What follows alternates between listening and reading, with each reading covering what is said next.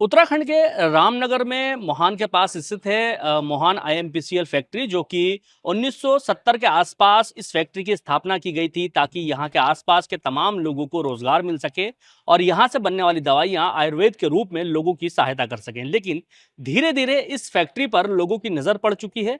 अब जल्द ही इस फैक्ट्री को केंद्र सरकार निजीकरण करने वाली है या फिर बेचने वाली है। इसको लेकर के लगातार यहाँ के कर्मचारी और स्थानीय लोग प्रदर्शन कर रहे हैं। उनका कहना है कि इस फैक्ट्री से आसपास के लोगों के साथ साथ तमाम लोगों का रोजगार जुड़ा है, लेकिन इस फैक्ट्री को बेचने पर राज्य सरकार के साथ केंद्र सरकार आखिर क्यों उतारू है, जबकि यह फैक्ट्री पिछले कई सालों से देश की तमाम फैक्ट्रियों के मुकाबले लगातार सरकार को मुनाफा दे रही है। करोड़ों की संख्या में इससे मुनाफा मिल रहा है, लेकिन इस मुनाफे के बावजूद केंद्र सरकार इसको आखिर क्यों बेचना चाहती है। हमारे साथ इस वक्त हम आईएमपीसीएल फैक्ट्री में मौजूद हैं और यहाँ के कुछ कर्मचारी हैं, संगठन के लोग हैं जो लगातार इसको लेकर के विरोध कर रहे हैं।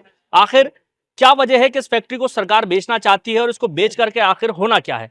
हमारे साथ इस जो पूरा प्रदर्शन चल रहा है इसके कार्यकारी अध्यक्ष हैं। सर, क्या समस्या है और क्यों उसको बेचना चाहती है सरकार, जबकि ये मुनाफे में चल रही है। सर, मैं कर्मचारी संघ का अध्यक्ष हूँ और आज से हमने ये आंदोलन शुरू किया है। इसमें प्रमुख समस्या महोदय ये है कि इस कंपनी की बृहस्पति प्रक्रिया चलाई जा रही है, इसको बेचा जा रहा है, जो कि अपने अंतिम चरण में पहुँच गई है और अगले कुछ महीनों में इसको मतलब किसी प्राइवेट पार्टी को बेच दिया जाएगा, जिसके कारण से यहाँ के कर्मचारी, स्थानीय निवासी अपने रोजगार के लिए बहुत चिंतित है। उस वजह से आज हमने अपना आंदोलन स्टार्ट किया था। केंद्र सरकार का इसका निजीकरण करने का जो तर्क है, उनका कहना यह है कि अगर इसका निजीकरण होता है तो यहाँ पे जो सुविधाएं हैं वो और बढ़ेंगी, लोगों को अच्छी तनख्वाह मिल सकेगी और अच्छा कार्य होगा यहाँ पर। इस तर्क को आप किस नजर से देखते हैं। ये महोदय, ये तर्क तो सुनने में तो बहुत अच्छा लगता है, लेकिन महोदय वास्तव में स्थिति ये नहीं है। जब आप देखेंगे, जब इसमें आगे चल के निजीकरण होगा, तो जो सिद्धांतिक जो उनकी एक वजह है कि हम ऐसा कर रहे हैं क्षेत्र के रोजगार को बढ़ाने की बात कर रहे हैं, लेकिन हमें लगता है कि वो उनका तर्क सही साबित होगा। यहाँ पर आने वाले समय में, चूंकि हम जिम कॉर्बेट नेशनल पार्क की सीमा पर स्थित है, तो हमें ये लगता है कि यहाँ पे कोई रिसोर्ट कारोबारी या होटल कारोबारी ही यहाँ पे खरीदेगा और इसमें इस बात की चिंता हम सभी कर्मचारियों को भी है और स्थानीय क्षेत्र के निवासियों को भी। अच्छा, इस फैक्ट्री में कौन कौन सी ऐसी दवाइयां हैं जो बनती हैं जिससे इंसानों को ज्यादा लाभ होता है, क्योंकि मैंने सुना है यहाँ पर एक च्यवनप्राश बनाया जाता है जिसकी डिमांड पूरी दुनिया में काफी है। वो कौन सी दवाइयां हैं जो यहाँ पर ज्यादा बनाई जाती हैं और बहुत ही उसकी डिमांड ज्यादा है। सर, हमारे यहाँ पे इस कंपनी में 450 प्रकार के आयुर्वेदिक हैं और 150 प्रकार की यूनानी दवाइयाँ हैं। हमारा च्यवनप्राश बहुत बेहतरीन है। हमारे पेटेंट वाले हैं, एम नाम से। हमारा एम लीव सिर्फ है, लीवर टॉनिक है और खांसी का भी सिर्फ। बहुत सारी दवाइयाँ महोदय। और मैं एक बात आपके संज्ञान में और लाना चाहूँगा, कोरोना के टाइम पे जब पूरे देश में पूरा लॉकडाउन लगा था, उस पीरियड में भी हमने यहाँ पर काम किया था और बहुत उस समय असुरक्षा की भावना थी कि कोरोना की वजह से, लेकिन हमने यहाँ पे आयुष सुरक्षा किट का निर्माण किया था, जो कि हमने पूरे देश में सप्लाई किया था। वो एक इम्यूनिटी बूस्टर किट था।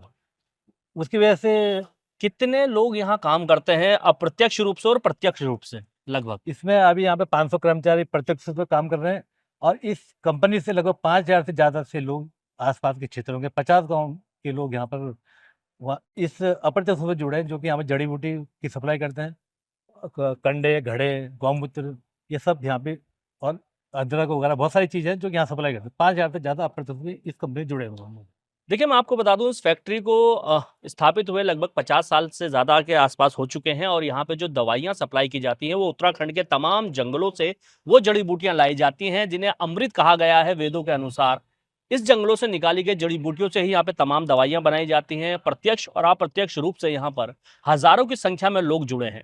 फिलहाल केंद्र सरकार का जो तर्क है वो यही है कि इस फैक्ट्री को अगर निजीकरण किया जाता है तो यहाँ के लोगों की आय और बढ़ेगी, साथ ही यहाँ पे जो सुविधाएं हैं उनको और अच्छा कर दिया जाएगा। लेकिन जो यहाँ के कर्मचारी और जो स्थानीय लोग हैं लगातार इस कंपनी के निजीकरण को लेकर के नाराज हैं, केंद्र सरकार के खिलाफ लगातार प्रदर्शन कर रहे हैं, क्योंकि ये फैक्ट्री आयुष विभाग के अंतर्गत आती है। यहाँ पर आयुर्वेदिक दवाइयाँ बनती हैं, तो इसको लेकर के लगातार लोग नाराज हैं। उनका कहना है कि अगर इस फैक्ट्री को यहाँ से निजीकरण कर दिया जाता है या फिर इसे बेच दिया जाता है तो उससे यहाँ के जो स्थानीय लोग हैं उनकी आय के साथ साथ जो यहाँ के कर्मचारी हैं उनके ऊपर भी काफी असर पड़ेगा। इसको लेकर के लगातार पिछले कई महीनों से, कई सालों से प्रदर्शन चल रहे हैं, लगातार लोग अपनी नाराजगी जाहिर कर रहे हैं, लेकिन इनकी नाराजगी अभी तक शायद केंद्र सरकार के कानों तक नहीं पहुंच पाई है, केंद्र सरकार के कानों तक जू नहीं रेंगी है, जिसको लेकर के इन लोगों में नाराजगी है। और ये नाराजगी इस हद तक है कि इन लोगों का कहना है कि इस कंपनी का अगर निजीकरण किया जाता है तो ये प्रदर्शन अभी शांत है, लेकिन आगे जाकर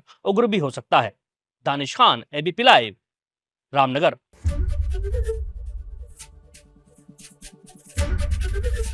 एबीपी गंगा, खबर आपकी, जुबान आपकी।